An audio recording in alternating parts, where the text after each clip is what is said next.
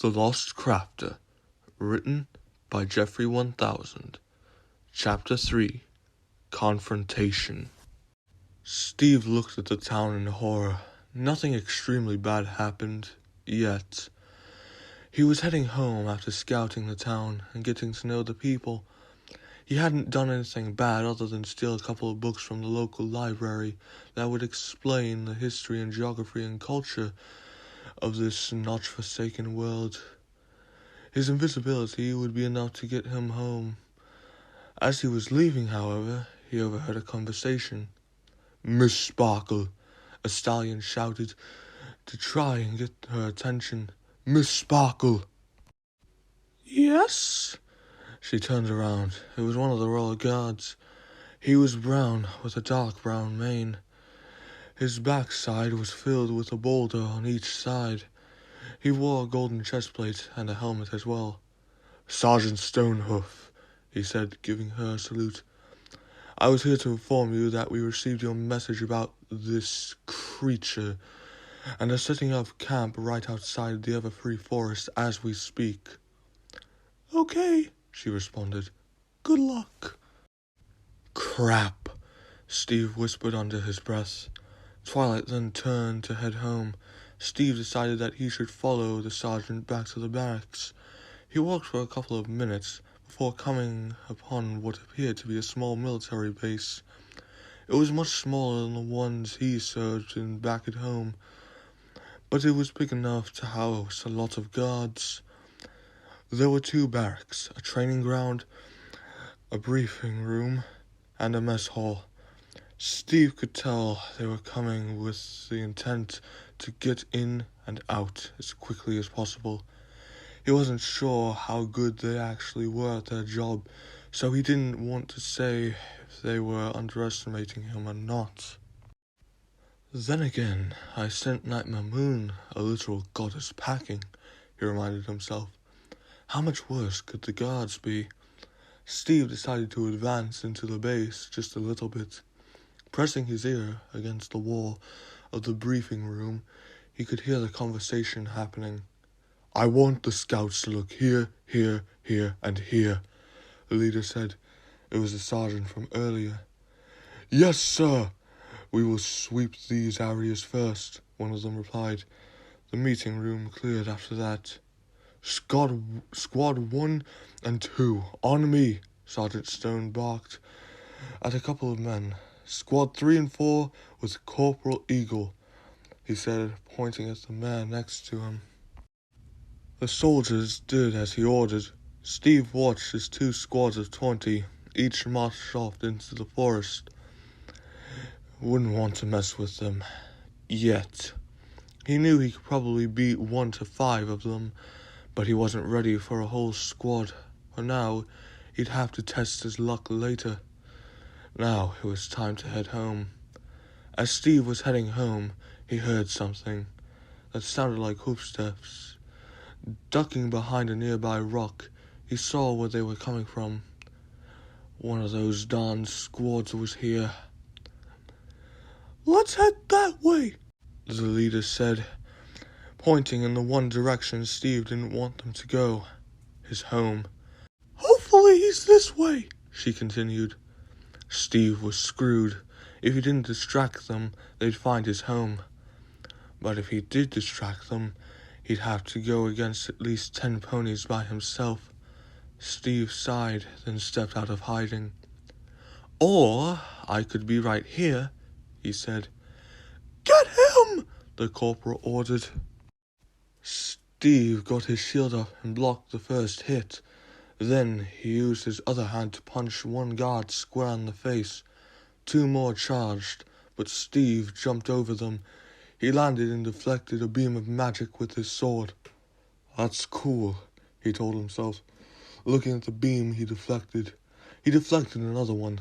This time, though, he deflected it towards one of the earth ponies. It hit him straight in the face. He performed a roundhouse kick and knocked another one out. The corporal slashed at him with her sword, only for it to be pushed aside by his own. This time, Steve charged at them. Jumping up, He hit one in the face before coming down on another, slamming it into the ground. Steve turned back to the hunters, but held his attack.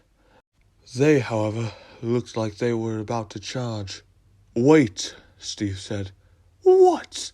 the corporal asked, sending him a harsh glare.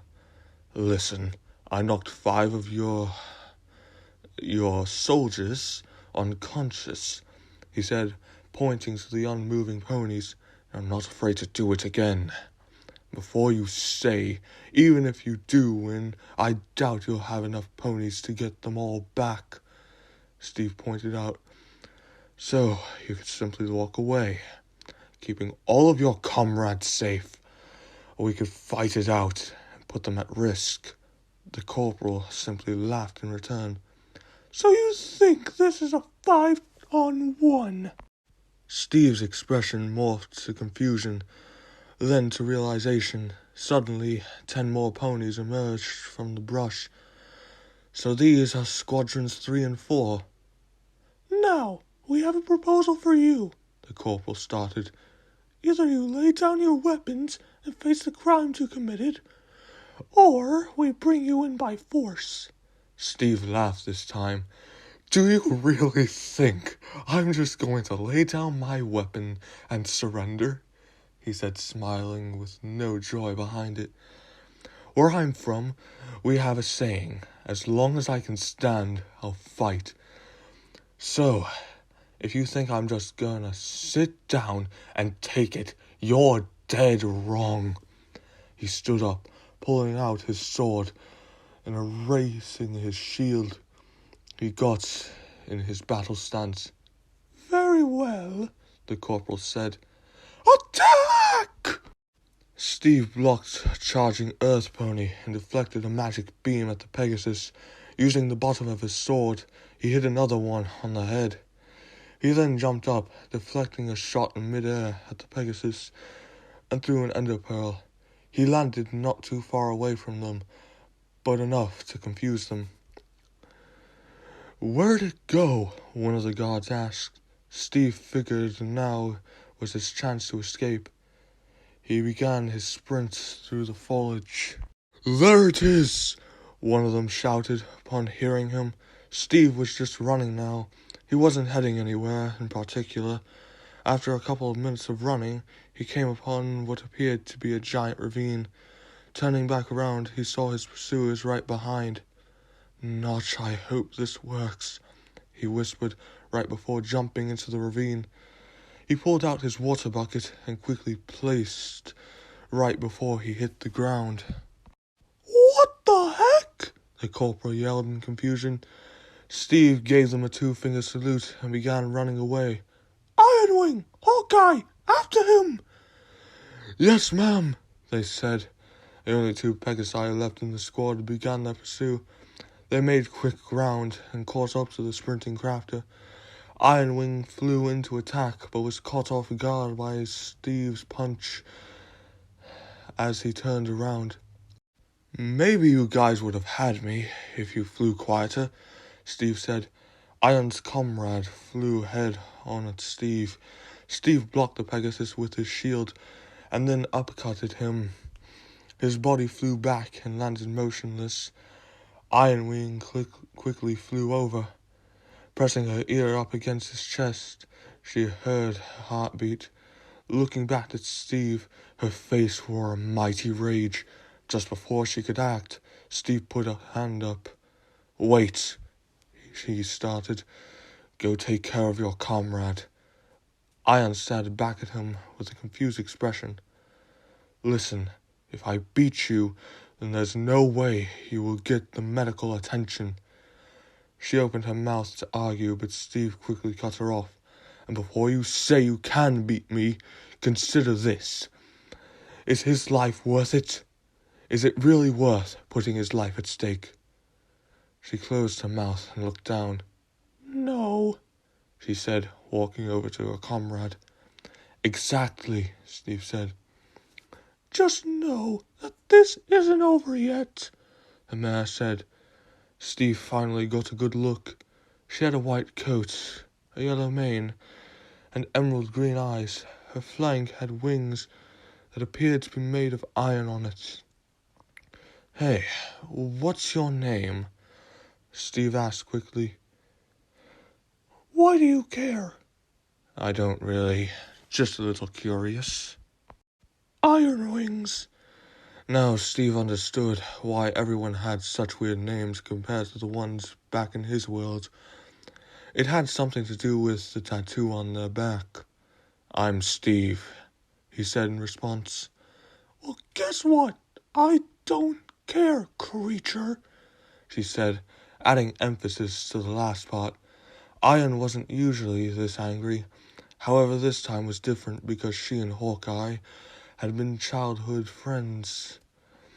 But she always wanted to be something more. She hadn't tried yet, due to the lack of courage, but she will someday. As she flew out with her friend in her hooves, she took one last look back at Steve, who was trying to find a way out of the ravine.